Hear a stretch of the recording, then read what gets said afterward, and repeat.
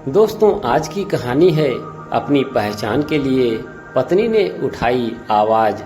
राशि का आज शादी के बाद पहला दिन था।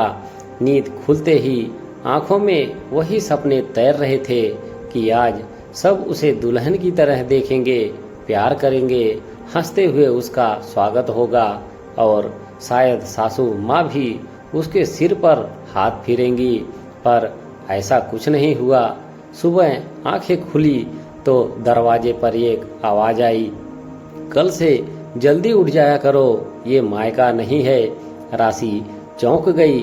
उसे उम्मीद थी कि पहले दिन थोड़ा प्यार मिलेगा, थोड़ा अपनापन, पर पहले ही दिन ये सुनकर दिल जैसे सिमट गया। उसने सोचा शायद थकी होंगी सासू माँ, थोड़ा समय लगेगा सब ठीक होने में। कुछ दिन बीते।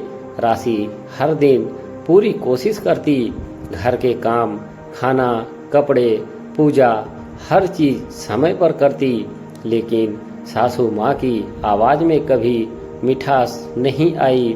मेरे बेटे के लिए मैं अच्छे से बना करो, महंगे कपड़े हैं, हाथ से धोने पड़ेंगे, इतनी देर तक सोती क्यों हो, तेज तैयार हुआ करो, दिन भर क्या करती हो। राशि धीरे धीरे अंदर से थकने लगी थी। उसका पति मनोज बहुत अच्छा इंसान था, प्यार करता था, मुस्कुराकर पूछता सब ठीक है ना, पर उसके पास भी ज्यादा वक्त नहीं होता।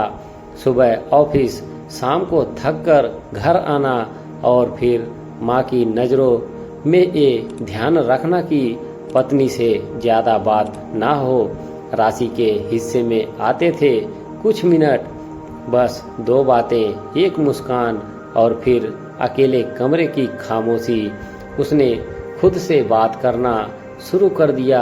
अब उसे आईना देखना अच्छा नहीं लगता था। कभी अपने गहनों को छूती तो सोचती ये तो शादी वाले दिन के लिए थे, अब तो मैं बस घर के कामों में खो गई हूँ। एक दिन वो बीमार पड़ गई, तेज बुखार था, शरीर कांप रहा था, फिर भी उसने रसोई संभाली। सासू माँ ने देखा और कहा, हमारे जमाने में तो औरतें बच्चा पैदा करने के बाद भी चौका करती थी, बीमारी बहाना है काम से भागने का। मनोज ने चुपचाप दवा दी, लेकिन पास बैठने की हिम्मत नहीं जुटा पाया। उस रात राशि बहुत रोई, तकिया पूरा भीग गया था। फिर उसने खुद से एक वादा किया, अब कोई शिकायत नहीं करूंगी, ना बोलूंगी, ना दिखाऊंगी, बस चुप रहूंगी। और वो चुप रहने लगी। एक दिन उसकी छोटी बहन रिया मिलने आई। उसने राशि को देखा, उसकी आंखों की चमक गायब थी, होठों पर कोई रंग नहीं था। रिया ने जाते जाते एक पर्ची राशि के तकिए के नीचे रख दी। उसमें लिखा था, दीदी चुप मत रहो, ये तुम्हारी जिंदगी है, अगर तुमने आवाज नहीं उठाई तो तुम्हारी पहचान खो जाएगी।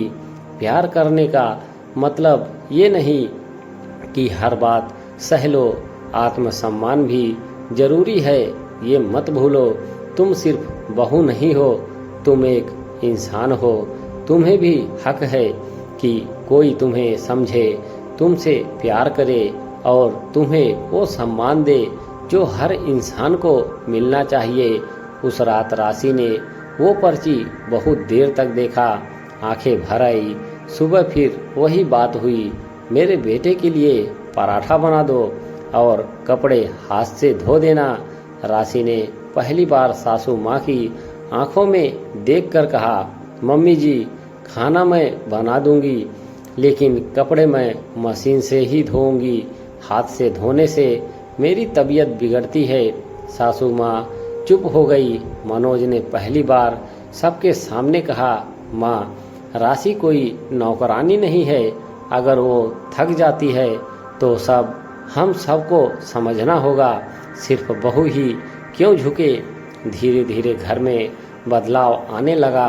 अब मनोज हर रविवार को राशि को बाहर ले जाता, कभी एक कॉफी, कभी कोई पुरानी हिंदी फिल्म राशि ने फिर से आईना देखना शुरू किया। उसने रिया की चिट्ठी को फ्रेम करवा लिया और ड्रेसिंग टेबल पर रख दिया।